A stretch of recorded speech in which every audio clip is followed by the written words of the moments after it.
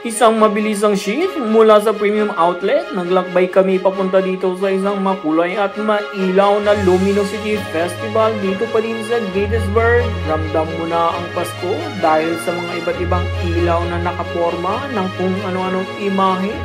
Mapapamangha ka talaga at syempre may LED light screen na nag-iiba-iba ang kulay pagkahabakan na talaga naman nag-enjoy ang ating aling maliit sa dami ng mga ilaw.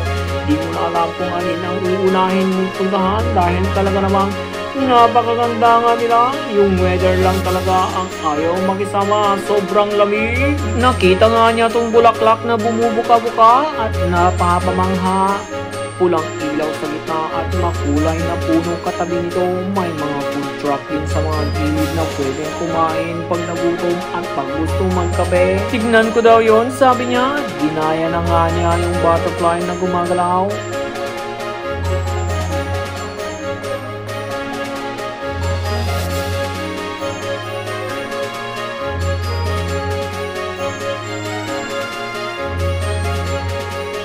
May mga hayop din na akala mo nasa suka at syempre yung mga dinosaurs na akala mo ay totoo dahil gumagalaw sila. May trend din nga pala na pwedeng sakyan basta VIP ticket ang iyong kukunin. Pang pamilya talaga ang pasyalan na to. Matutuwa mga bata, magbaon lang ng makapal na jacket at balabal para di lamigin gaya ko dahil di na tayo bumabata. Enjoy na enjoy nga ang ating bida dahil ayaw na tumigil sa paglalaro dito sa Bounce Bounce. Pinilit ko na nga lang siya dahil di ko na talaga kaya yung lamig. Kahit naka-warmer ako ay nilalamig pa din.